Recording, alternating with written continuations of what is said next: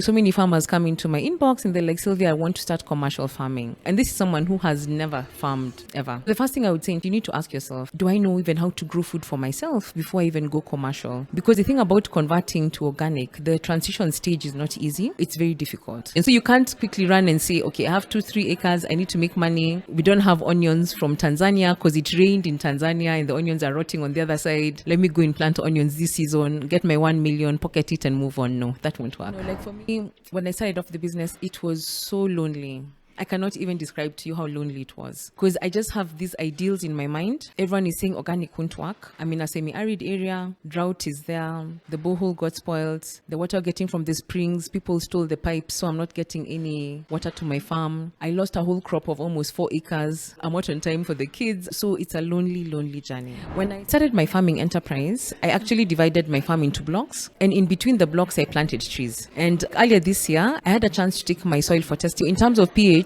we're actually up to pH of almost 8.3, 8.5. You can imagine that is very alkaline. Hardly anything could grow. And right now, when I took my soils for testing, the pH had come all the way to 7.8. And I can tell you confidently that over the years, I'm actually finding that every single year, production on my farm is growing by more than 30%. Let me tell you, the farmers who are supplying you very toxic food have 2 plots. They have the plot for at home that doesn't see a single pesticide. And they have the plot for you, the consumer in the market. If you really knew that tomatoes are ripened overnight with a chemical, bananas are ripened overnight. That's why they're normally ripening so uniformly. You're like, this banana. And the one in Ushago, you find only one has ripened in the whole bunch and you're wondering what's happening. If you knew that they're using herbicides to dry your onions in the field because they don't want to wait for them to dry. If you knew that all the wheat that we have, they have to use Roundup before it's harvested. If consumers knew all that, they would demand. And you know what would happen? The farmers will comply. If you're going to have to deal with pests and diseases and you actually have a commercial enterprise, it will be very difficult for you to keep the ethics and stick to organic. That's why I recommend that before you go commercial, grow your own food for at least 2 years. You'll have gone through 4 seasons, 2 seasons of long rain and 2 of short rains. So you'll have learned how the different crops, work with the seasons, temperature, the rain and everything, because that will actually help you know what works. Because a healthy soil will give you a healthy plant. A healthy plant is able to resist pests and diseases. Hey, what's up, everybody? Welcome to the Organic Guy podcast. This is your home of organic conversations. I'm your host, the Organic Guy, and around here we have conversations on how we can make our food systems really work for us rather than against us. Today I have a special guest with us. She's an organic farmer, an entrepreneur, a trainer. She's been a personal mentor of mine in a lot of ways. So for me, it's a pleasure to have her on the podcast. She goes by the name of Sylvia Kuria. Sylvia, welcome to the podcast. Thank you very much, Brian. Yeah, as I mentioned, in a lot of ways, you've been a mentor of mine. I remember the first time I was starting doing the podcasting thing. You are the very first farms I visited, and then you are gracious to show us around, to show us your farm. So I will always be appreciative of that. You held my hand when I was starting, so I will always be appreciative. Yeah, but your journey is a really interesting one. And I have a lot of questions your journey, how you got into it. But before we get to that, you can just give us a lot of context or a background of how you got into this. So take us back to your early childhood, when you're growing up. How was the environment like? Who are you as a person, in terms of, are you introvert, extrovert? So what was happening? So basically growing up, I was an extrovert child. I don't know if you can tell. Yeah, so basically I was very extroverted, very happy. In fact, my mom used to nickname me Surveyor because I used to go around the whole place talking to people, saying hi. And, I always, found it very interesting because as we grew up, my parents made sure that we were up country for every single holiday. So our home is in Western Kenya, in Sabatia, in Vihiga. And my parents said that you have to go and spend time with your grandma. So every single holiday until I think I was about 22 years, I was up country. We had to spend time with my grandma and just get to know how the village life was, going to the river to collect water, feeding the cows, cleaning the home with dung on the floor. You know how it is, huh? And the mud house. But one thing that stood out for me during that season was just enjoying watching food grow in the garden. And I always wanted to be part of it. But because I was born and brought up in the city, they always said the city girl knows nothing. because I kept asking, do I dig going forwards or backwards? They're like, now see, how do we work with that? I couldn't recognize, I didn't know the difference between weeds and beans, but the interest was always there. So as I went into high school, I actually applied to go to university. Those years we used to be given a chance. We had forms you fill in before you finish your high school exams, and you choose where you want to go. So I actually applied to go to Egerton University to do agriculture. But then I didn't pass in chemistry and math. So Egerton said, yeah, sorry, this is not for you. I ended up doing an undergraduate in psychology and community development, which I really enjoyed because I knew, okay, fine, if I'm going to be a social worker, then I'm going to have a chance to get into the agri space at some point. Because my dream was always to become a cultural extension officer, and most people are like, really? But anyway, that was always my dream, which I'm one right now almost in a way. Yeah, so I went to university, and then when I finished university, I decided to do a diploma in business, because I just figured, how do I use my my knowledge into a business? So I did a diploma in business. Lived in Nairobi a couple of years, worked in an NGO doing training. Then when I moved to Limuru, I became a farmer. So that's my journey. Wow. Yeah, it's an interesting journey. It's always interesting to me to see at least the people I've talked to, like one way or another, like how they grow up somehow influences who they become. So that's an always interesting bit of, I always see like connecting all those dots. So you came from Nairobi, you're sort of a city girl, and then you moved to Limuru, you become like an organic farmer. Take us through that journey. Like, how was the initial phase? Like, you're probably a city girl and then you start farming. What is your expectations when you're going into farming? And how was it? Like, how was it for the first few, at least, years when you get into farming? So for me, I was very positive. I think maybe that's just default for me, that I'm always quite positive and, just excited for new things. So when I went there, I remember, the neighbors were like, oh, this girl has moved in. Will she really make it? So we had about half an acre of land. And, in my opinion, I thought it was so big. Like, I'd never seen such a huge parcel of land. I thought it is so big. Because at that time, we were a small family of 3. So I was like, the food is too much. I wouldn't even be able to finish it. But I said, no, let me start it out. So I basically I did the regular crop of maize and beans, and the proceeds from there, I bought drip lines, and then I started doing a proper kitchen garden. So for me, I just decided to write down the list of all the items, of all the foods we eat at home. And I wrote them down, planted, but even my husband was really instrumental, because one day he told me, no more going to the market. We're going to just eat what the garden gives us. And I was very passionate about it because, having young children, you really want to know that they are having the best start in life. So when you finish weaning the babies and you want them to, start eating, you want them to have the very, very best. So for me, the idea of having a kitchen garden was basically just to feed my family. But then I'm married to an economic tribe. So when they saw, they were like, this one, the kitchen garden is thriving too well. Now you need to expand. And that's when Sylvia's Basket was born in 2016. And we started doing home delivery baskets from our little half-acre garden. Wow. I'm seeing there's a lot of interest, like especially you find people have like some tract of land. So let's say they bought like a land, like a 1, 2, 3 acre, like 2-3 years ago, and they just want to start farming. So like in hindsight, looking back from your experience, what are the key things that they need to look at before they go back into that land, like start farming? Is it like from a structures point of view and from a mindset? What do they need to have in mind? I think the first mindset is you have to feed yourself first. Because many times, so many farmers, on LinkedIn, if I've not responded to you, just let me use this platform to apologize. But basically, so many farmers come into my inbox and they're like, Sylvia, I want to start commercial farming. And this is someone who has never farmed ever. So the first thing I would say in terms of mindset, you need to ask yourself, do I know even how to grow food for myself before I even go commercial? Because the thing about converting to organic, the transition stage is not easy. It's very difficult. Because what happens is when you avoid using the synthetic inputs, the insects, Mother Nature, everyone gets to know. And they will all crowd and come at your place. because where they're being chased with synthetic pesticides, they'll find a safe haven in your garden. So you're going to spend maybe about almost 2 years just trying to, know how to manage the different pests.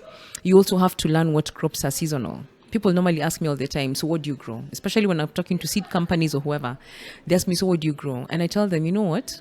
I grow seasonal because I'm an organic farmer. I grow what does well within the season. So you have to first feed yourself. So you have to grow all those crops for your family and make sure your family is well sustained. So when you start, just say, I'm going to feed my family, like Sylvia, I won't go to the market, and we'll eat everything, all our food we're going to get from our garden. Then from there, now you have to, through that, you're going to learn about how to manage pests, how to manage the diseases, what to do and what is seasonal and what is not seasonal. Then from there, what will happen naturally is that your farm or your garden is going to now create a microclimate, because you're not introducing the synthetic inputs to kill the good, insects, because, you have actually people who are on your side. We have beneficial insects that actually want to work with you. But then when you use synthetic inputs, then you kill everybody, the good and the bad. But when you use organic ways of farming, then you make sure that you just get rid of the bad and you maintain the good. And when you maintain the good, what happens is you create a microclimate.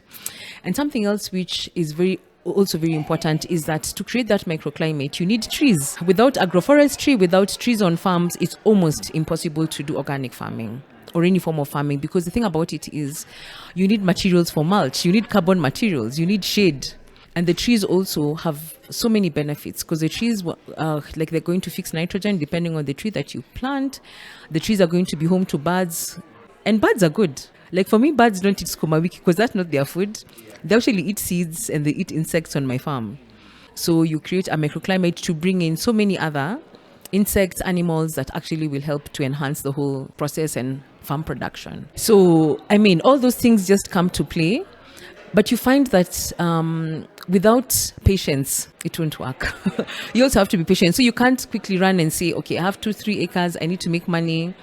We don't have onions from Tanzania because it rained in Tanzania and the onions are rotting on the other side. Let me go and plant onions this season, get my 1 million, pocket it and move on. No, that won't work. Yeah. And it's always interesting. Like, patience is almost always mentioned. Like when you ask farmers, hey, what do I need to do to start farming? Patience is always mentioned. And it's interesting. This is something like you always observe in nature. Like you can't rush nature to some extent. Like if you have a cow, you have to wait 9 months before it gives birth, right? Hence, even when you plant vegetables, you have to wait for 3 months for it to give you. So that patience it's almost always nature has to tell you, hey, you have to wait for me at my own timing before you start reaping the results. So that's always an interesting perspective. I think during the all of this conversation, we're going to use the words organic farming and agroecology. So you can just according to your how you define them, what is the difference between agroecology and organic farming? I know these semantics can be very confusing. And even it's good you've only said two, because someone else is going to add regenerative agriculture, natural farming, farming God's way, So these are all semantics, but to be honest, most of them mean the same thing. But let me now draw down to organic and agroecology. So when I started, for me, I actually started as an organic farmer, because the major aim for me was to avoid using synthetic inputs. So I didn't want to use synthetic pesticides, and neither did I want to use synthetic herbicides or fertilizers. So that's how I started off, and that is the general knowledge about organic, that we're not using any synthetic inputs. When it comes to raising animals, we're not going to inject them with growth hormones. We're not going to overuse antibiotics, only unless the animal is sick, that you can be able to administer some sort of medication, because as organic farmers, we also care for the animals. We won't watch it dying as you feed it some indigenous leaves.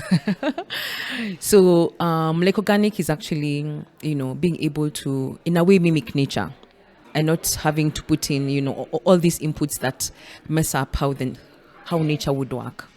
But agroecology is more encompassing, and this is how I train my farmers how to define agroecology. So agriculture, and ecology is basically how the environment interacts with different parts of each other.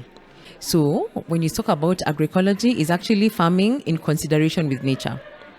And when you think about the principles of agroecology, so for me, I remember in 2019, we had the first agroecology conference happening here in Nairobi. And some people came and they said, Sylvia, would like to bring some people to your farm to come and visit because you're practicing agroecology. Do you know, Brian, it took me so long to define it. Those days, there were no simple definitions. I used to check YouTube videos. I would check it out, and it was all scientific stuff that made no sense. And it took me long to understand it until I realized, without knowing, being an organic farmer, I was actually practicing the 13 principles of agroecology. Why? Because I was farming in consideration with nature. So at the end of the day, organic actually falls under agroecology, and it actually complements agroecology. It's part of agroecology. So in my opinion, you can't really separate the two. And if you're a farmer who's actually practicing the 13 principles of agroecology, we could almost name you as an organic farmer. Though I know that some aspects of agroecology where some people say that you can be able to use synthetic inputs at some point. But for me, that's not an option. And that's what I encourage us. That if you're an organic farmer, you're practicing agroecology, and if you're practicing the 13 principles of agroecology, you're actually deemed as an organic farmer. Yeah, it's almost always like all those two farming systems have so many things that they share in common. So like if you talk about practices, almost always organic and agroecology practices both, from crop rotation, mulching, all these things, like all these systems practice. So that's why it's always like a mystery for a lot of people, like how you differentiate these two systems. And I think you've given a really good gist of like the basics of what everybody needs to understand for those two systems. So I think in this conversation we're going to sort of interchange all these words in the course of the conversation, so it shouldn't be confusing, I guess, to a lot of people. So I think something that is common to all these systems, whether you're talking about organic, agroecology, regenerative, for me, I always think like the main thing they're trying to do is they're trying to ask the question, how can we improve the soil fertility of our soil, right? And how can we make our soil become more productive over time, right? So from an organic farming perspective, and I mean, you've been doing this for a long time now, what are some of the ways that you use to improve or maintain fertility of your farm? So soil is the foundation. And something else I mentioned is the trees. So for me, I can actually attribute majority of, like when I think about how my soil has become really productive, it's because of the trees. And I can tell you why. When I started my farming enterprise, I actually divided my farm into blocks.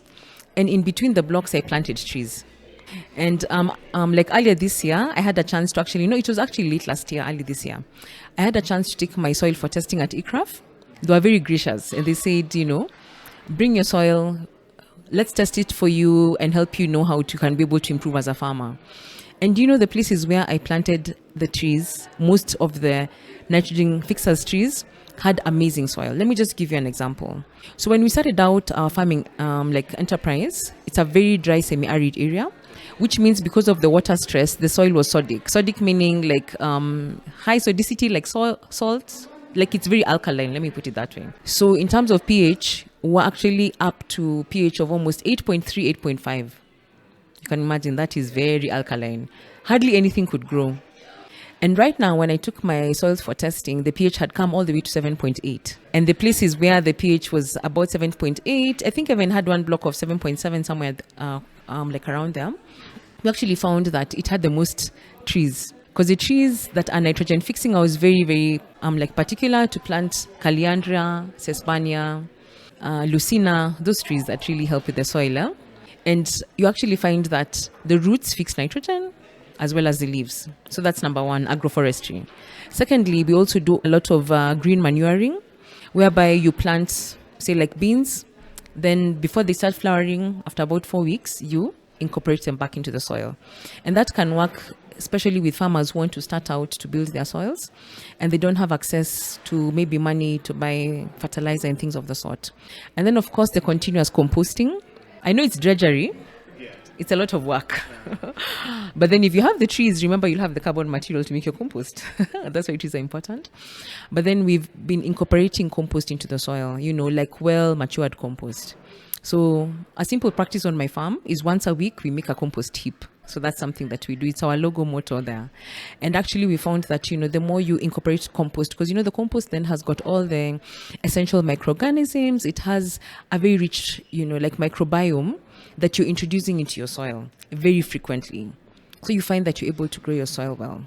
And I can tell you confidently that over the years, I'm actually finding that every single year, production like on my farm is growing by more than 30%. Wow. How long does your composting take? Like when you start composting up until it's ready to be used on the farm, how long does that take? At least 8 weeks. At 6 weeks, it's almost ready, but we realize we need to give it a bit more time. But what we do, we also put in different strategies. Like for example, you can be able to introduce yeast, because then you put in, fungus that helps to break down, the compost faster. And to feed the yeast, we put in a bit of molasses. So small things like that actually help to make the compost richer and to mature quickly. That's why we have to make it every week. Otherwise, we'll not have enough for planting. So it takes about 6 to 8 weeks. But 8 weeks, it's almost at its optimum. So let's say someone has like a dead soil and they want to make it alive. Like they want to bring it to life. Like they want to make it fertile. In your experience, how long does that take for one to transform like literally a dead soil into like a living soil? I'll give my experience about my soil. I told you started with a very high pH, 8.5 upwards coming down to 7.8.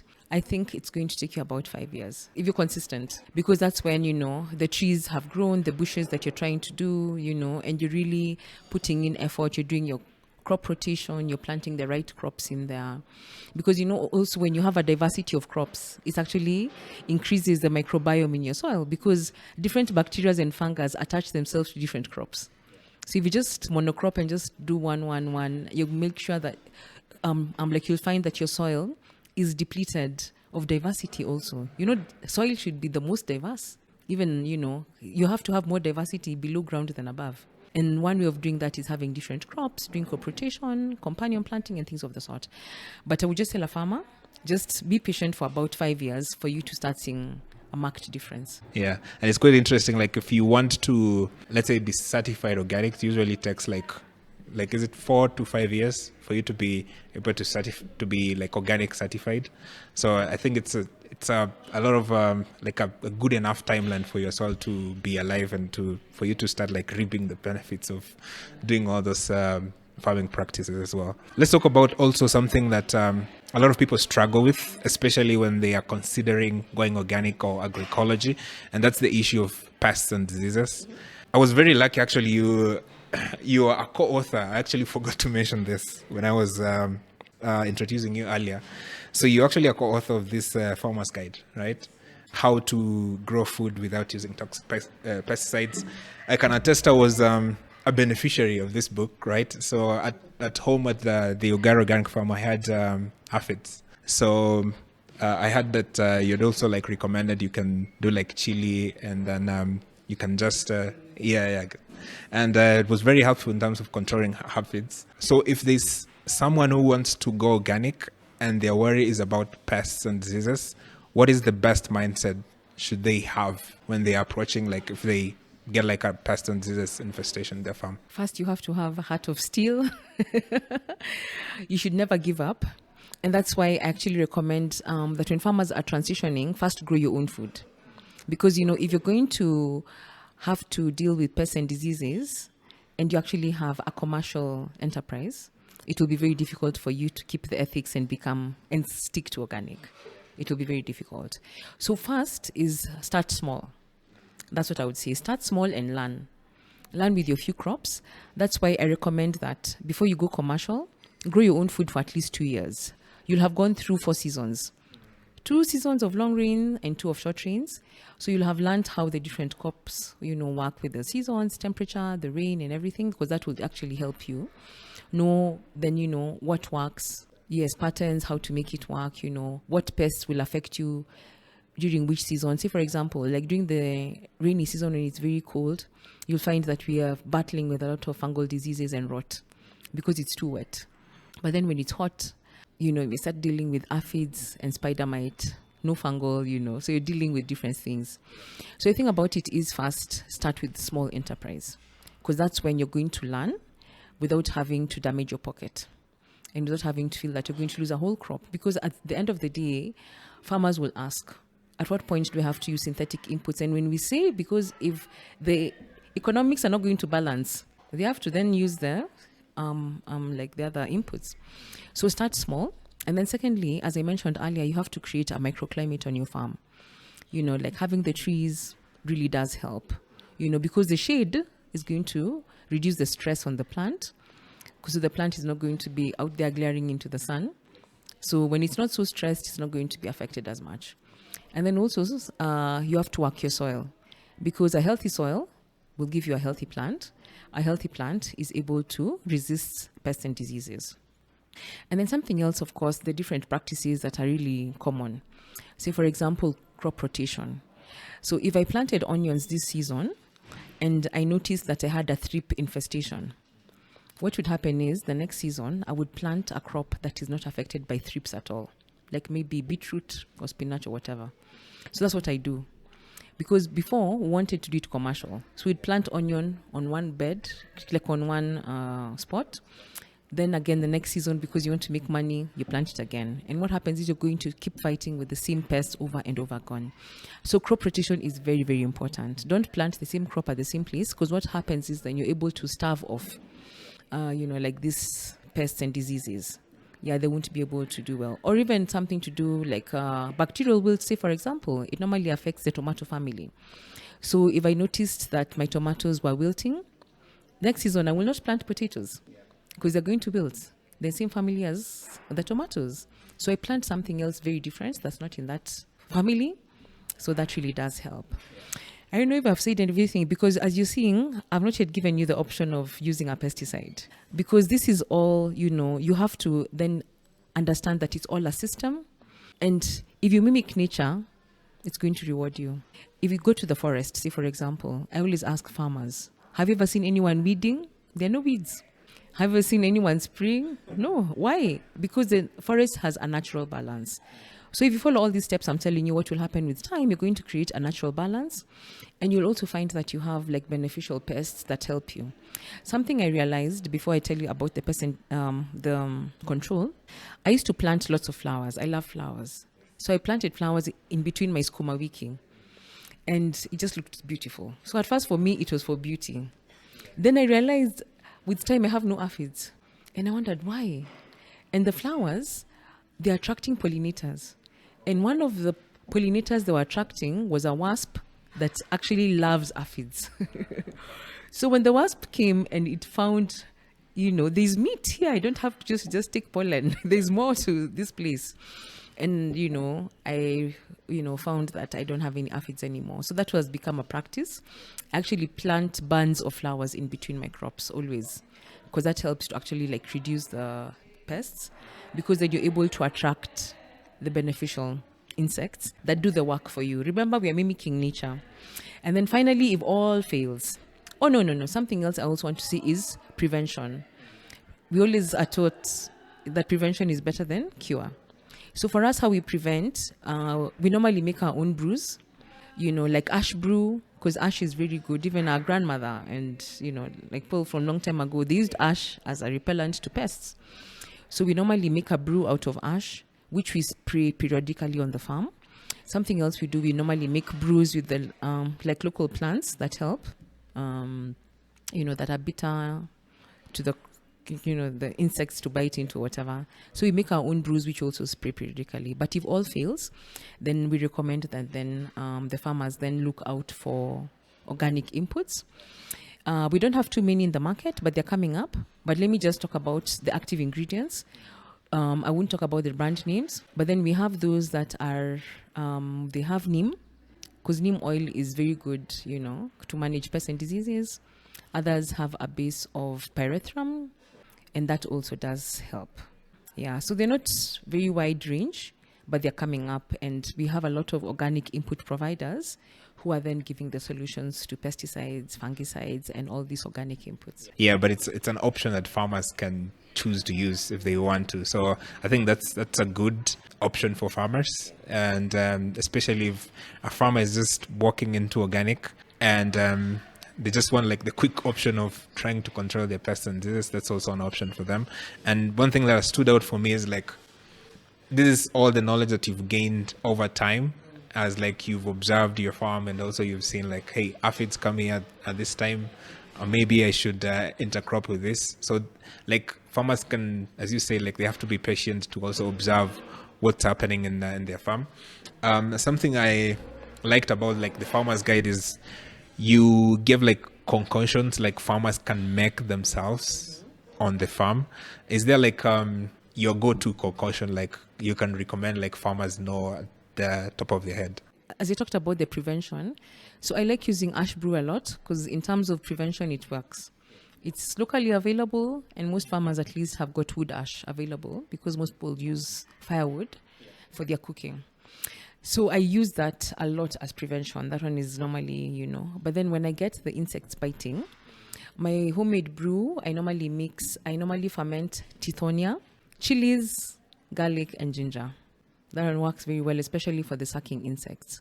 But if I find that, because as for now, we are doing it commercially, rarely, once in a while, you'll actually find that, the pest infestation, maybe it's very hot. The weather is just very hot.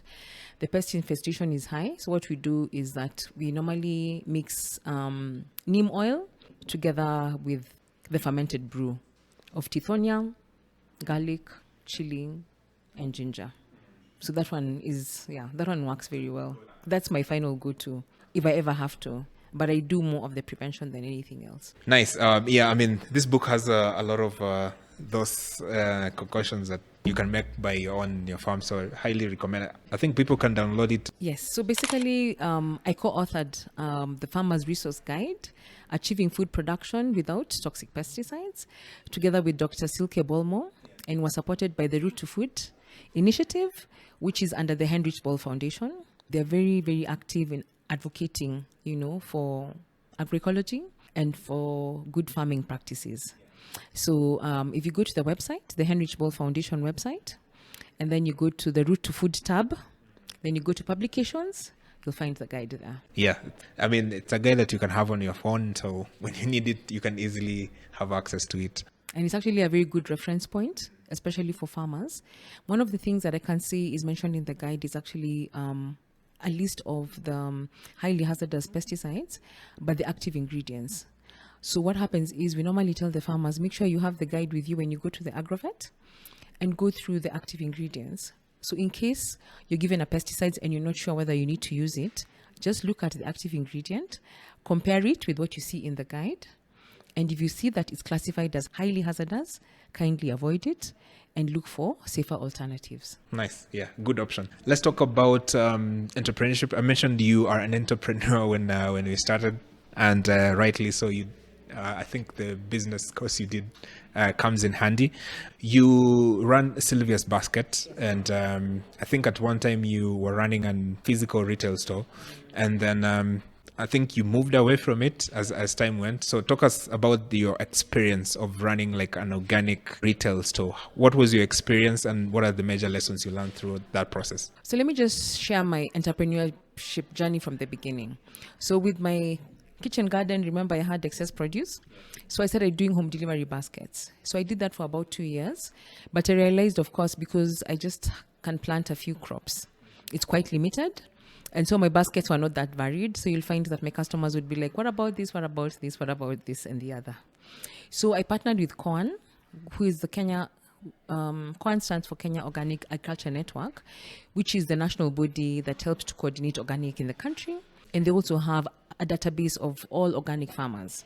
So they gave me some very good farmers and we came together and we said, you know what, let's open an outlet because we wanted to make safe organic produce accessible. So we opened the retail shop in 2019 and by God's grace, we had COVID.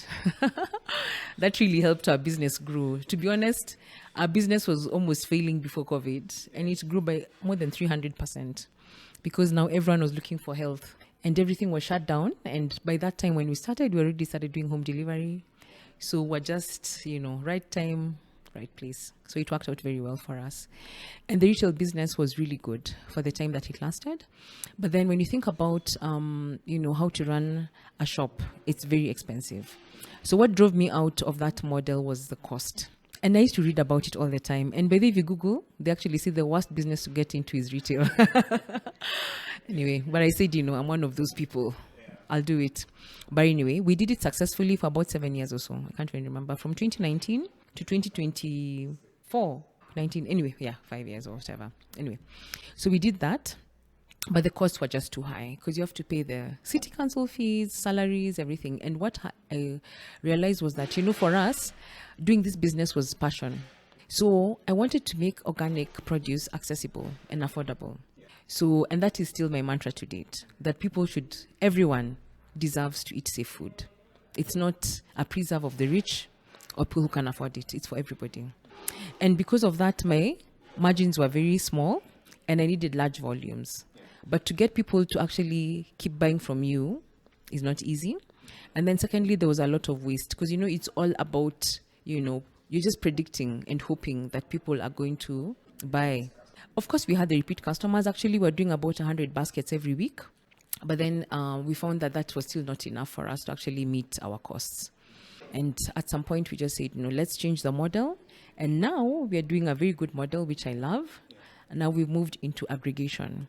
So aggregation basically means that we still work with the same farmers. We bring all our produce together 2 days a week and then sell it to people who can buy wholesale. It works so much better. It has fewer moving parts. We're able to do it out of town. So we didn't have to do it in Nairobi, which is very, very expensive. And then something else that has also worked for us is that, just the cost of running the center is way, way low. Yeah, than having this many fixed costs that you have to have in the retail. And also, we're able to bulk very easily. And we bulk on specified orders. Before with retail, you had to estimate, will Brian want to take passion fruit this week? I hope he's juicing. But now, we normally get very specified orders. And when the orders come through, we aggregate all the orders and sell it on a single day. So it's more of moving from like a business to customers and business to business. So right now you're dealing directly with the business. Exactly. Okay. So for you believe that there is a large enough market for organic products in Kenya right now? We always ask that question. And my answer is yes, yes, yes. But the issue is who drives the market if you think about it? Consumers. So the consumers need to demand for organic. I don't think that we've got to a point as Kenyans where we really know how bad our food is. Like our food is so unhealthy. We normally say that our food systems are broken. I don't know if I should say that. But the thing about it is I find that consumers want organic, but I don't think they really want it that much. And it's mainly because of consumer education. Yeah. About 4 weeks ago, there was an expose on NTV. If you went on LinkedIn, I made sure to go on LinkedIn on that day. Oh my word, it was a flurry of activity and everyone was commenting about it and saying, we really have bad food, it's so unhealthy, blah, blah, blah, blah, blah, blah. But how long did that last? I don't even think it lasted 3 days. By the third day, we're back to eating the potatoes, the tomatoes, and everything that you normally buy from your normal mama burger. So I find that the consumer education has not really got to the point whereby the consumers are going to really demand for safe food. If you really knew that tomatoes are ripened overnight with a chemical, bananas are ripened overnight. That's why they're normally ripening just, so uniformly. You're like, this banana. And the one in Ushago, you find only one has ripened in the whole bunch and you're wondering what's happening. So if you knew that they're using herbicides to dry your onions in the field, because you don't want to wait for them to dry. If you knew that all the wheat that we have, they have to use Roundup before it's harvested, because it helps to dry the wheat before, and kill the weeds, so to make it very easy to harvest. If consumers knew all that, they would demand. And you know what would happen? The farmers will comply. So the issue is that, yes, there's a market, but the market has to be created by the consumers. But the consumers cannot create that market if they're not knowledgeable. If they don't know, they can't demand for it. How many of our consumers would go out and ask the local shop, grocery, mama burger, or wherever they get their vegetables, where did you get this? There's no traceability. Nobody knows. No one knows. And farmers are spraying. Let me tell you, the farmers who are supplying you that very toxic food have 2 plots. They have the plot for at home that doesn't see a single pesticide. And they have the plot for you, the consumer in the market. that has a flurry of pesticides and herbicides, because again, the consumers want perfect vegetables. You want perfect, you want beautiful. You will get it, but it's poison. Yes, it's quite interesting that you mentioned like during COVID you had like the highest like inquiries for organic food, but then afterwards like that sort of also went down. So it also goes to, like you were saying, like the education part and also like people wanting the food themselves. I think COVID gave a lot of people like a realization, oh wait, I think I need to take care of my health a little bit seriously. But then as you say, like for a short period of time, then people went back to their old habits. So I think there's a lot of work to be done there as well. If there's someone who wants to go like in the organic business, what's your best advice would you give them? Like, is there a place that you will recommend them they start? Yeah. Figure out your logistics. Yeah, it's all about logistics, because the produce is there, but how do you get it to you? So the first thing you have to think about is logistics. Get a reliable logistics partner.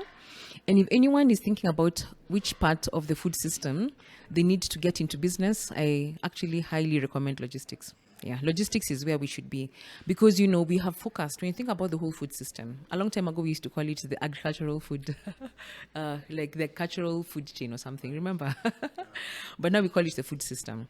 So we've spent so much time on production. So farmers know how to grow food. They know everything about growing food. But when you think about this whole chain, all the way to the consumers, we've actually left it blank. We are hardly doing anything. There's hardly very little that we do. And one of the major impediments to us being able to access food is logistics. So if you want to go into aggregation, if you don't have logistics, you don't have aggregation.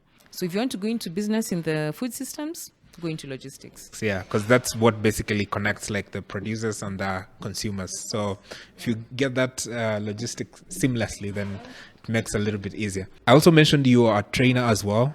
So I've noticed that this is also part that you've been spending a lot of your time on. Why is training farmers an important part of what you're trying to do? Why is that a priority for you right now? I find that most of our farmers actually want to know how to grow safe food. There's not a single farmer that I have met that did not want to know how to grow organic or safe food.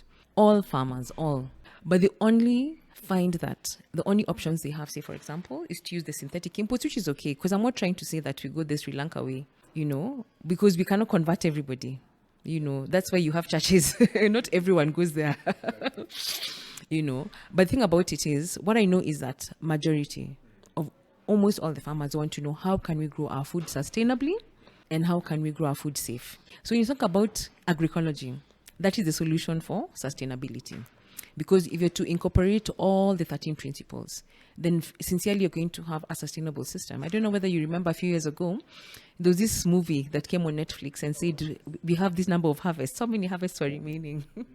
I can't remember, but they said like in the next 3-4 years. After that, we'll not have any more food. I can't remember.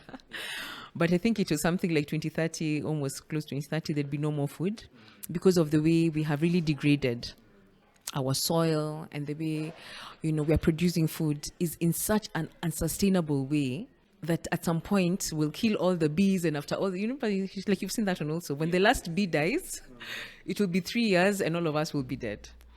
So basically, just the need for farmers to know how to grow food sustainably.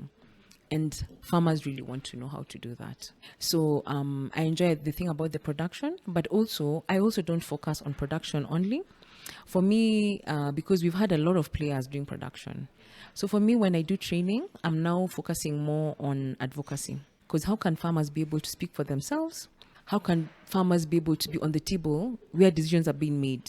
Have you ever gone for a conference that is talking about agriculture or agroecology? Let's be honest. How many farmers attend those conferences and workshops? Very few. How many farmers plan those workshops? None. If you actually sit in a committee that is preparing to have an agriculture, like now the food summit is happening.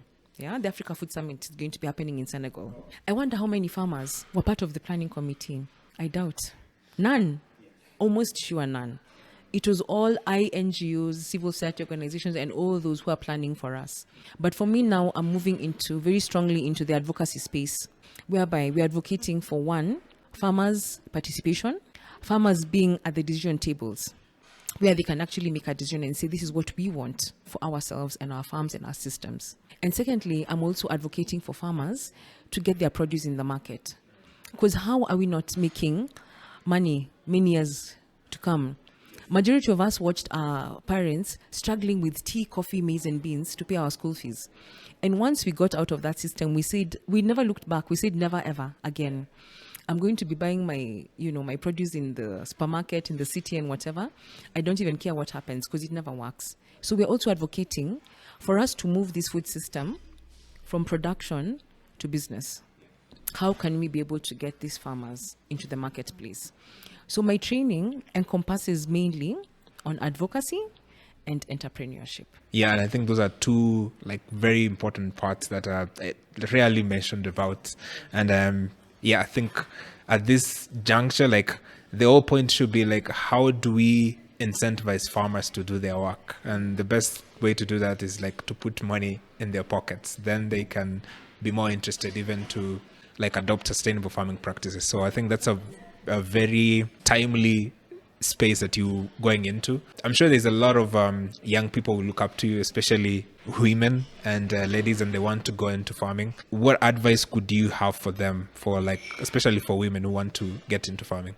It's possible, but be ready for it to be a bit lonely. I know, for me, when I started off the business, it was so lonely. I cannot even describe to you how lonely it was, because I just have these ideals in my mind. Everyone is saying organic won't work. I'm in a semi-arid area, drought is there, the borehole got spoiled, the water getting from the springs, people stole the pipes, so I'm not getting any water to my farm. I lost a whole crop of almost 4 acres, and I'm stuck in traffic jam, that Maimahi Road, going to the farm and back. I'm not on time for the kids, as in it's a very lonely journey. And sometimes, when you have to go through all that and then you just ask, and then you sell your vegetables, say for example, and someone sends you pictures on WhatsApp and they're like, these tomatoes have holes or this or the other, and they're complaining, or the vegetables are withered. How could you send me this? And I'm like, really, if you guys knew the journey, even just to grow this without a single pest, and it's actually sitting, so it's a lonely, lonely journey. But then now many of us are coming up. I'm not the only, woman who's coming up, doing agroecology and farming. There are many of us who are coming up. So, and we are ready and available to actually mentor the younger ones. So please look out for mentors, look out for help who can actually be able to advise you. We don't have to keep reinventing the wheel, number one, and we don't have to keep making the same mistakes. So mentorship is going to be your number one thing. You have to have someone to handhold you. You can't do it on your own. At that time, I remember just thinking about all my friends who do business or whatever, and no one was in that space. And I remember once, let me give you a quick story here. So once I was on LinkedIn, long time ago, before LinkedIn became like a Facebook. Nowadays I'm like, it's almost like Facebook anyway. So before LinkedIn was packed. So I just write down my thoughts. And one day I said, I'm so lonely, I don't know what to do. I'm really struggling at my shop. And this guy from the UK, he actually owns a retail chain. I forget the name right now. It's called, Good Food. I think Good Food. And actually sell organic. So he actually wrote me a message and he's like, I'm so sorry that you feel this way. Can we talk? He actually gave me a call. He gave me a call and he just encouraged me. A total stranger from the UK called me, and I'll never forget that call. It was in 2022 when I just felt like I'm coming to the end of everything. It's not going to work. And he gave me really good ideas and I was able to continue. So the thing about mentorship, I think I cannot overemphasize it. But if you know someone in in that space and field, do not reinvent the wheel. Do not make the same mistakes we made. Get someone to handhold you. And something else to say that I would actually encourage civil society organization, donor organizations, please put in more money into the mentorship space, because, it's actually needed. It's very, very important that, young people, women who want to get into this space actually get the mentorship that they require. I know many times we normally talk about capital, but to be honest, sometimes money can come and scuttle and spoil everything. Because if you get the money at the wrong time, you won't be able to know how to handle it. If you think about even those, we have some big, startups that, had a huge injections and could not survive 2-3 years down the line. So there's a way that money can actually derail the purpose. And that's why I would say mentorship, number one, and number two, start small. So I know I've said it before, but I'll say it again. Start small and scale. Scale slowly. Just get a mentor, start small, scale. And as you're starting small, you're actually getting to find your foot. And you're wondering, okay, now where do I fit in? What is it that I need to do? And for me, when I started off, to be honest, Brian, I never thought I'd ever get into advocacy. I actually didn't think about it because for me, I actually thought I'm going to continue training in production because I loved it. I even wrote a little booklet on how to grow an organic kitchen garden because at some point, kitchen garden was just my passion. That's all I want to talk about day and night. I used to say kitchen gardens will save the world. It's true because of food security. And I was so passionate about it. But as I continue talking to farmers, I realized no, farmers need more. And that's the advocacy space and entrepreneurship. So that's why I say when you start small, you'll get a footing. Then you'll start realizing this is where the gaps are, this is what I enjoy the most, and this is what I'd like to do. And whatever your heart tells you to do, then if you keep at it, I'm sure it will work out. Yeah, and I think that the thing about like enjoying the journey, you get to go through all the things, like from the highs, the lows, and then by the time you get to your goal, then at least like you are more acclimed to how to deal with, let's say, the stress and also the highs. So you get a more balanced overview of the whole journey, rather than if you wanted to run like 100 meters, you wouldn't do that in like a month, right? It has to be like a process. You have to go the training and watch your diet and stuff. So it has to be like a process. And also the more you, like, if you enjoy it, it becomes a little bit easier and becomes more purposeful. So that's always interesting. The other thing that about mentorship is, you say like finding a community. Good thing that nowadays we have like social media and online spaces where you can find people who can mentor you, or people who have similar interests where you can join hands. So I think that also makes things a little bit easier as well. As we finish, I think I'm curious to know, like, what has been your most purposeful, like, what is one thing that has happened in your journey that you say, you know what, I think I'm in the right journey? I don't know if that makes sense. Something that happened and you are like, you know what, I feel like I'm fulfilled. Like, I feel like I'm in the right journey. What is that one moment, would you say? Okay, so there are many moments, but I can come to one. So in 2023, we actually suffered a huge loss on the farm. So, we're trying to, we had our crops and we're also keeping some animals.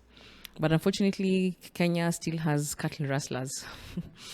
So, yeah, they showed us 1, 2, 3 of how good they are at their job. That's why they're called cattle rustlers, because they come and they pick all your cattle. And that was a really low moment for me. And the fact that I picked myself out of that pit after closing my shop, reinvented myself in a month. It happened in December 2023. And in January, no one knew what had happened because I reinvented myself in 2 weeks, started a whole new business. I had a new location, closed the old shop, closed everything. In 2 weeks, started new business, aggregation, new location, new everything. And, unfortunately, I had to let go of the former team because I wasn't able to sustain, because having moved and now scaled down a bit, I wasn't able to, I just needed to work with one person at that time. So basically, the fact that I didn't give up, the fact that that didn't break me, and I was able to reinvent myself and continue running in business, I think that was a big thing for me. And also just to see that, because when I think about it, I was like, the thing that made me continue was the farmers. These are farmers I've worked with from 2019, and this is their livelihood. And I'm talking about 30 plus farmers that if I close shop, if you're thinking about, say, even a minimum of 30 farmers, how many households are those? How many people would lose out? And not even just the farmers, the consumers, the people who are used to getting some good, safe produce affordably and all. And I was like, no. I can't give up right now. And also, and this is when I just believe that, the space of organic and entrepreneurship is really growing. And even if, it seemed like I had a very huge hurdle that would make me give up, I'm very glad that I didn't. Yeah, that's powerful. I can't imagine like waking up one day and then you don't see your cattle that you left there. It's sad that we have security, but how these guys like can disappear with cows without a trace, it always boggles my mind. Like how is that possible at this time? So yeah, so sorry that happened, but it's good to see that you actually bounced back as well. When it all is said and done, I mean, we just mentioned like your whole journey from being an organic farmer, now an author, an entrepreneur, a trainer. What would you want people to remember you for? I think that the thing that I want people to remember me for is that Sylvia worked hard to make organic accessible to everyone in Africa. Yeah, everyone. I want every child. I don't want to ever see children not being able to access the organic food my children have been fed from the first day they were born. You know, I want you guys to remember me for, Sylvia worked hard to make sure that the whole African continent, every child in Africa was able to access safe food. Yeah, that's a powerful vision that you envision there. So I want us to move quickly to have a segment I usually called the rapid fire questions. So what I usually do is like I organize 10 questions. The idea is behind basically for people to get to know you a little bit more, just in case it didn't happen through this conversation. 10 questions, just quick and short answers. And I think we'll have fun. So you ready? Yes. All right. So the first question is, if you are not a farmer, what will you be doing right now? I'd be a social worker in Kakuma. That's all I wanted to do. Because when I finished university, I wanted to go to Kakuma. Second question, what is the biggest misconception people have about organic farmers? That they cannot feed the world, and yet small-scale farmers are feeding us. Third question, who inspires you most in organic and agroecology movement? I think the person who inspires me most was my grandmother, because I saw her working on the garden and growing food and taking care of us. Nice. Fourth, if the soil could speak, what will it say to humans? I can't believe you guys are doing all this to me. Yeah, the soil is very upset with us. Fifth question, describe organic farming in one word. Can I say two? Only option. All right. Sixth question, what's your favorite organic meal to cook? Beetroots. Seventh, if you had to farm only one crop for the rest of your life, what will it be? Beetroots. I love beetroots with all my heart. But they're very versatile. The seed is affordable. You can be able to grow them almost anywhere. They don't need too much water. You can eat the whole, the leaf, the stem. The leaves are not bitter or something? No, you actually make salad out of them. Yes, you can eat all of it, and it's so yummy. I don't know. And you can do so many things with it. You can make hummus. You can add it to your chapatis. You can do so much with beetroots, and it's just my favorite. Yes, yeah, I'll need to look into that. I didn't know that. So the eighth question, what's one piece of advice new farmers should ignore? That you should start commercial. Ignore that. Do not start commercial. Yes. Ninth question, what's one quote that you resonates with you most? For me, because of my faith, I'm going to pick it up from Proverbs 3:5-6. Trust in the Lord with all your heart. Lean not on your own understanding. In all your ways, acknowledge Him, and He will direct your paths. It's powerful. Last question. If you could advise your 18-year-old self, what would you tell her? Don't change. Just follow your dream and keep at it. Don't change. Nice. So those are 10 questions. Thank you very much for making time for the podcast. Really appreciate. Thank you for just sharing your journey and also like creating time for the podcast. I really appreciate that. If you guys want to follow your work like on social media, and also you can just share your email if someone wants to get in touch with you. Yeah, so basically I posted on social media for 5-6 years every single day marketing my shop, so I got a bit tired. But the posts are still there, so you can check us out on Sylvia's Basket on Instagram and Facebook. I'm no longer active there, but I'm only active now on LinkedIn. Just look out for me, Sylvia Kuria. And if you want to reach out, very simple, sylviakuria@gmail.com. Yeah, I think that's clear. All right. Till the next podcast, remember to be organic. Cheers.